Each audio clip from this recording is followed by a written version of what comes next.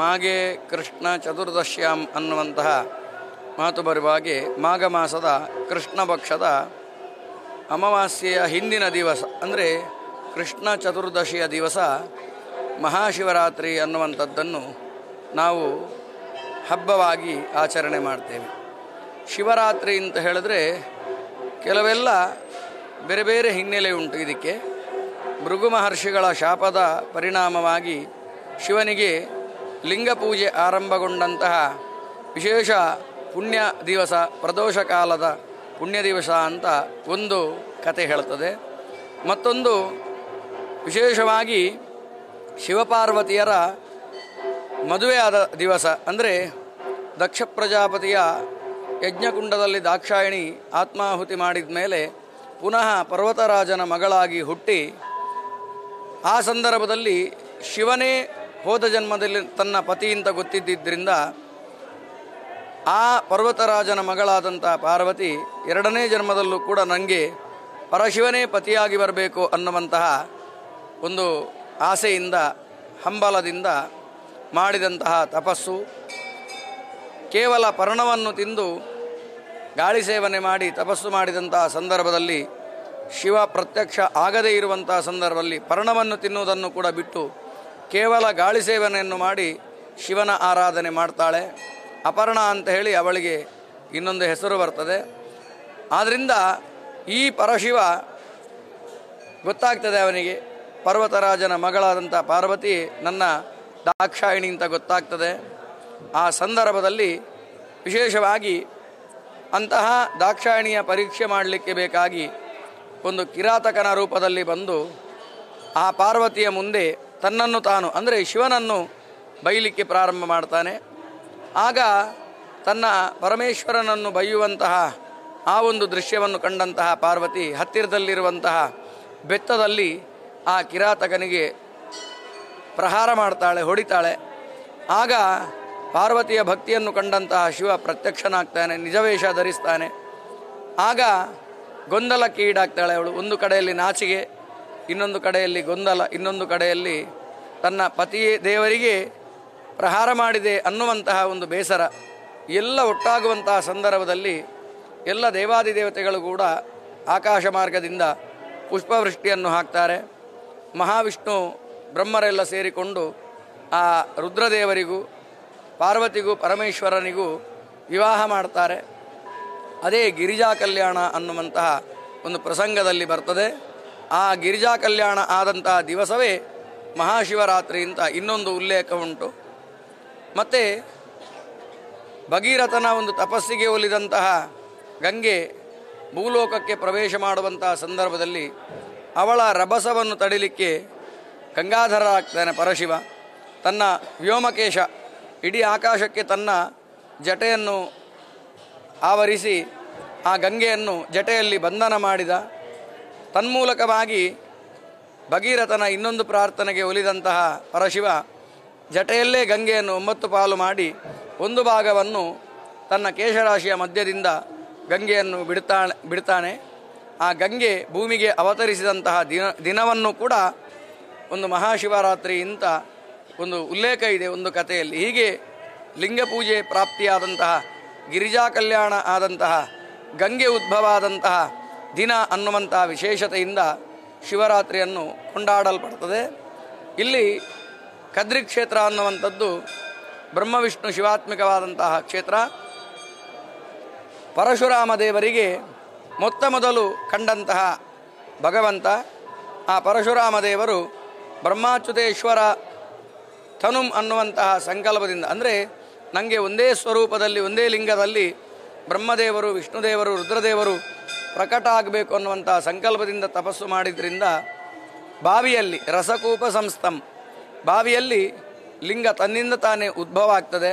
ಇಲ್ಲಿ ಯಾರೂ ಕೂಡ ಶಿವಲಿಂಗವನ್ನು ಪ್ರತಿಷ್ಠಾಪನೆ ಮಾಡಿದ್ದಲ್ಲ. ಇದು ಸ್ವಯಂಭೂಲಿಂಗ, ಉದ್ಭವಲಿಂಗ. ಆದ್ದರಿಂದ ರಾಮಪ್ರಪೂಜಿತ ವಿಭುಂ ಪರಶುರಾಮ ದೇವರಿಗೆ ಮೊದಲು ಕಂಡಂತಹ ದೇವರು. ತದನಂತರ ಪರಶುರಾಮ ದೇವರಾದ ಮೇಲೆ ನವನಾಥ ಪಂಥದವರು ಇಲ್ಲಿ ಆಗಮಿಸಿದ್ದಾರೆ. ಮತ್ಸ್ಯೇಂದ್ರನಾಥ, ಗೋರಕ್ಷನಾಥ, ಚೌರಂಗಿನಾಥ, ಹೀಗೆ ಅವರ ಪ್ರತಿಮೆಗಳು ಕೂಡ ನಮ್ಮ ಒಳಗೆ ಪೂಜಿಸಲ್ಪಡ್ತದೆ. ತದನಂತರ ವಿಶೇಷವಾಗಿ ಜೈನರ ಆಳ್ವಿಕೆ, ಬುದ್ಧರ ಆಳ್ವಿಕೆ ಇದೆಲ್ಲ ಇತ್ತು. ಇಲ್ಲಿ ಬುದ್ಧನ ಉಬ್ಬು ಶಿಲ್ಪ ಒಂದು ಕಂಬ ಇದೆ, ಅದಕ್ಕೆ ಸಾಕ್ಷಿ ಅದು.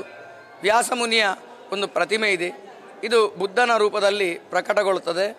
ಹೀಗೆ ವಿಶೇಷವಾಗಿ ಧರ್ಮಸ್ಥಳಕ್ಕೂ ಇಲ್ಲಿಗೂ ಅವಿನಾಭಾವ ಸಂಬಂಧ ಇರುವುದರಿಂದ ಇಲ್ಲಿ ಜೈನರ ಒಂದು ಪರಿಣಾಮವೂ ಕೂಡ ಆಗಿದೆ. ಹಾಗಾದರೆ ಉತ್ತರ ಭಾರತವನ್ನು ದಕ್ಷಿಣ ಭಾರತವನ್ನು ಒಂದುಗೂಡಿಸಿದಂಥ ಕ್ಷೇತ್ರ ಅಂತ ಹೇಳಿದ್ರೆ ಕದ್ರಿಯ ಮಂಜುನಾಥನ ಸನ್ನಿಧಾನದಲ್ಲಿ, ಅದೇ ರೀತಿಯಾಗಿ ಎಲ್ಲ ರೀತಿಯಾದಂತಹ ಬುದ್ಧ ಜೈನ ಧರ್ಮಗಳನ್ನೆಲ್ಲ ಒಂದುಗೂಡಿಸಿದಂತಹ ಕೀರ್ತಿ ಇದು. ಅದು ಕದ್ರಿಯ ಮಂಜುನಾಥನಿಗೆ ಅನ್ನುವಂಥ ವಿಚಾರವನ್ನು ಹೇಳಲಿಕ್ಕೆ ನಾವು ಅತ್ಯಂತ ಖುಷಿ ಪಡ್ತೇವೆ.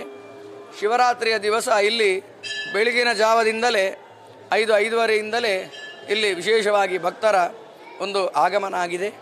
ನಾನಾ ರೀತಿಯಾದಂತಹ ಸೇವೆ ಬೆಳಗಿನ ಹೊತ್ತಲ್ಲಿ ಆಗ್ತದೆ. ರುದ್ರಾಭಿಷೇಕ, ಏಕಾದಶ ರುದ್ರಾಭಿಷೇಕ, ಬಿಲ್ವಾರ್ಚನೆ, ಅಷ್ಟೋತ್ತರಾರ್ಚನೆ, ಸಹಸ್ರನಾಮಾರ್ಚನೆ, ಹೀಗೆ ಹೂವಿನ ಪೂಜೆ, ಬೇರೆ ಬೇರೆ ಸೇವೆಗಳೆಲ್ಲ ಈಶ್ವರನಿಗೆ ಆಗ್ತಾಯಿದೆ. ಅದರಲ್ಲಿ ಪ್ರಧಾನವಾದದ್ದು ರುದ್ರಾಭಿಷೇಕ ಅನ್ನುವಂಥದ್ದು. ಬಿಲ್ವಪತ್ರೆಯನ್ನು ಪರಮಾತ್ಮನಿಗೆ ಅರ್ಚಿಸಿ ಆ ವಿಶೇಷವಾಗಿ ಶೃಂಗದಿಂದ ಮಾಡುವಂತಹ ಅಭಿಷೇಕದ ವ್ಯವಸ್ಥೆಯನ್ನೇ ರುದ್ರಾಭಿಷೇಕ ಅಂತ ಹೇಳ್ತೇವೆ. ಆ ರುದ್ರ ಪಠನ ವಿಶೇಷವಾಗಿ ಯಜುರ್ವೇದದ ಅಧ್ಯಾಯದಲ್ಲಿ ಇದೆ. ರುದ್ರಾಧ್ಯಾಯ ಅಂತ ಹೇಳಿ ನಮಕ ಮತ್ತು ಚಮಕ ಅನ್ನುವಂಥ 2 ವಿಭಾಗಗಳಿವೆ. 11 ಅನುವಾಕ ಇದೆ. ಅದರಲ್ಲಿ ಆ ನಮಕವನ್ನು 11 ಅನುವಾಕ ಆದಮೇಲೆ ಒಂದು ಚಮಕ ಹೇಳಿ ಒಂದು ನೈವೇದ್ಯ ಸಮರ್ಪಿಸಿ ಮಾಡುವಂತಹ ಪೂಜೆ. ಹೀಗೆ 11 ಸಲ ಇಲ್ಲಿ ವಿಶೇಷವಾದಂತಹ ರುದ್ರಾಭಿಷೇಕ ಪ್ರಾತಃ ಕಾಲದಲ್ಲಿ ಆಗ್ತದೆ. ಭಕ್ತರ ಆ ಒಂದು ರಶೀದಿ ಮಾಡುವ ಮುಖಾಂತರವಾಗಿ ಸಾವಿರಾರು ಭಕ್ತರು ಬಂದು ಇಲ್ಲಿ ಸೇವೆಯನ್ನು ಮಾಡ್ತಾರೆ. ಸಾಯಂಕಾಲದ ಹೊತ್ತಿಗೆ ಪುನಃ ಇಂಥದ್ದೇ ಸೇವೆ ನಡೀತದೆ. ತದನಂತರ ಸಾಧಾರಣ ಒಂದು 8 ಗಂಟೆಯ ಹೊತ್ತಿಗೆ ನಿತ್ಯ ಪೂಜೆ ಆಗ್ತದೆ, ಕಾರ್ತಿಕ ಪೂಜೆ ಆಗ್ತದೆ, ಪ್ರದೋಷ ಪೂಜೆ ಆಗ್ತದೆ. ಶಿವರಾತ್ರಿ ಪೂಜೆ ಆದಮೇಲೆ ಮಹಾರಂಗ ಪೂಜೆ ಆಗ್ತದೆ. ಆ ರಂಗಪೂಜೆಗಿಂತ ಮುಂಚೆ 3 ಜಾಮ ಪೂಜೆ ಆಗ್ತದೆ, ಜಾಮ ಬಲಿ ಆಗ್ತದೆ, ದೇವರು ಪ್ರದಕ್ಷಿಣೆ ಬರಲಿಕ್ಕುಂಟು. 4ನೇ ಜಾಮ ಪೂಜೆ ಶ್ರೀರಂಗ ಪೂಜೆ. ಆ ರಂಗಪೂಜೆ ಆದಮೇಲೆ ವಿಶೇಷವಾಗಿ ಆ ದೇವರಿಗೆ 9 ಸುತ್ತಿನ ಬಲಿ ಉಂಟು. ಅದರಲ್ಲಿ ಉಡುಕು ಸುತ್ತು, ಚೆಂಡೆ ಸುತ್ತು, ದರ್ಶನ ಬಲಿ ಎಲ್ಲ ಉಂಟು. ತದನಂತರ ರಥೋತ್ಸವ ಎಲ್ಲ ಆಗುವಂತಹ, ರಥಾರೋಹಣ ಆಗಿ ರಥೋತ್ಸವ ಎಲ್ಲ ಆಗುವಂತಹ ದೊಡ್ಡ ರೀತಿಯಾದಂತಹ ಉತ್ಸವಗಳೆಲ್ಲ ನಡೀಲಿಕ್ಕಿದೆ. ಇದೆಲ್ಲ ಮುಗಿಯುವಾಗ ಸಾಧಾರಣ 3 ರಿಂದ 3:30 ಗಂಟೆ ಆಗ್ತದೆ. ತದನಂತರ ಇರುವಂಥದ್ದು 1:30 ಗಂಟೆ. ಆ 1:30 ಗಂಟೆಯಲ್ಲಿ ಭಕ್ತರು ಇಲ್ಲಿ ಪೌಳಿಯ ಸುತ್ತ ಕೂತ್ಕೊಂಡು ಶಿವಧ್ಯಾನ, ಶಿವಜಪ ಇದನ್ನೆಲ್ಲ ಮಾಡಿ ಜಾಗರಣೆಯನ್ನು ಅತ್ಯಂತ ಶ್ರದ್ಧಾಭಕ್ತಿಪೂರ್ವಕವಾಗಿ ಕದ್ರಿಯ ಮಂಜುನಾಥನ ಸನ್ನಿಧಾನದಲ್ಲಿ ಆ ಆಡಳಿತ ವರ್ಗದ ಸಹಾಯದಿಂದ, ಅದೇ ರೀತಿಯಾಗಿ ಆ ಅಧಿಕಾರ ವರ್ಗದವರ ನೇತೃತ್ವದಿಂದ, ಆ ಭಕ್ತರ ಸಹಕಾರದೊಂದಿಗೆ, ಹಲವು ಸಂಘ ಸಂಸ್ಥೆಗಳ ಸಹಕಾರದೊಂದಿಗೆ ನಡೀತದೆ. ಆದ್ದರಿಂದ ಭಕ್ತರೆಲ್ಲ ಈ ಶಿವರಾತ್ರಿಗೆ ಮಂಜುನಾಥನ ದರ್ಶನಕ್ಕೆ ಬಂದು ಪಾವನರಾಗ್ತಾ ಇದ್ದಾರೆ.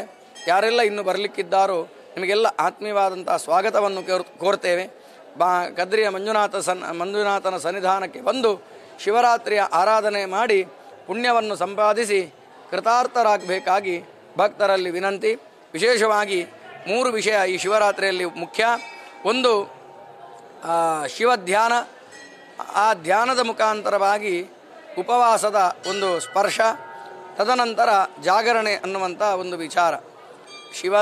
ಶಿವನ ಪೂಜೆ, ಶಿವನ ಹೆಸರಿನಲ್ಲಿ ಉಪವಾಸ, ಶಿವನ ಹೆಸರಿನಲ್ಲಿ ಜಾಗರಣೆ, ಹೀಗೆ ಈ 3 ಒಂದೇ ವ್ಯವಸ್ಥೆಯಲ್ಲಿ ಮಾಡಿದರೆ ವಿಶೇಷವಾದಂತಹ ಪುಣ್ಯಫಲ ಪ್ರಾಪ್ತಿಯಾಗ್ತದೆ ಅಂತ ಹೇಳಿ ಶಿವಪುರಾಣದಲ್ಲಿ ಉಲ್ಲೇಖ ಇದೆ. ಆದ್ದರಿಂದ ಒಂದು ತೊಟ್ಟು ನೀರು ಕುಡಿಬಾರ್ದು ಅಂತ ನಾವು ಹೇಳುವುದಿಲ್ಲ. ಅಂತೂ ಅಕ್ಕಿದ್ದಲ್ಲದೆ ಯಾವುದಾದ್ರೂ ಚಿಕ್ಕ ಮಟ್ಟಿನ ಒಂದು ಫಲಹಾರನ್ನು ಆದರೂ ಮಾಡಬಹುದು ಅಂತ ಹೇಳ್ತಾರೆ. ಯಾಕೆ ಅಂತ ಹೇಳಿದ್ರೆ ಕೆಲವೆಲ್ಲ ರೋಗ ರುಜಿನಗಳ ವ್ಯವಸ್ಥೆ ಇರುವುದರಿಂದ ಆಹಾರವನ್ನೇ ಸೇವನೆ ಮಾಡಬಾರ್ದು ಅಂತ ಒಂದು ಹೇಳುವ ಸ್ಥಿತಿಯಲ್ಲಿ ನಾವಿಲ್ಲ. ಸೇವಿಸಬಹುದು ಆಹಾರವನ್ನು, ಆದರೆ ಸೇವಿಸುವ ಆಹಾರವೂ ಕೂಡ ಶಿವಾರ್ಪಣ ಆಗಲಿ ಅನ್ನುವಂತಹ ಸಂಕಲ್ಪದಿಂದ ಆಹಾರವನ್ನು ಸೇವಿಸಿದರೆ ಅದು ಕೂಡ ಉಪವಾಸ ಮಾಡಿದಷ್ಟೇ ಫಲವನ್ನು ಕೊಡುತ್ತದೆ ಅನ್ನುವಂಥದ್ದನ್ನು ಸ್ಪಷ್ಟವಾಗಿ ಹೇಳ್ತಾರೆ. ಅಂತೂ ತುಂಬ ಆಹಾರ ಸೇವನೆ ಮಾಡಬಾರದು. ಆಹಾರ ತುಂಬ ಸೇವನೆ ಮಾಡಿದರೆ ತೂಕಡಿಕೆ ಬರ್ತದೆ, ನಿದ್ದೆ ಬರ್ತದೆ, ಔದಾಸೀನ್ಯ ಬರ್ತದೆ. ಈ ಉದಾಸೀನ ಬರುವಷ್ಟು, ಲೇಜಿನೆಸ್ ಬರುವಷ್ಟು ಆಹಾರವನ್ನು ಸೇವಿಸಬಾರ್ದು. ಹಸಿವಾಗದೇ ಇರುವಷ್ಟು ಆಹಾರವನ್ನು ಸೇವಿಸಬಹುದು. ಆದ್ದರಿಂದ ಈ ಎಲ್ಲ ವ್ಯವಸ್ಥೆಯಿಂದ ಯಾರಾದವರು ಶಿವರಾತ್ರಿಯನ್ನು ಆಚರಣೆ ಮಾಡ್ತಾರೋ ಎಲ್ಲರಿಗೂ ಕೂಡ ಕದ್ರಿಯ ಮಂಜುನಾಥ ಮಂಗಲವನ್ನುಂಟು ಮಾಡಲಿ ಅಂತ ಆಶಯದೊಂದಿಗೆ ಮಾಧ್ಯಮ ಮಿತ್ರರಿಗೂ ಧನ್ಯವಾದವನ್ನು ಹೇಳ್ತಾ ನನ್ನೆರಡು ಮಾತನ್ನು ಮುಗಿಸ್ತೇನೆ. ನ್ಯೂಸ್ ಫಸ್ಟ್ ನಿರ್ಭೀತಿಯಿಂದ ನಿಮ್ಮ ಪರವಾಗಿ.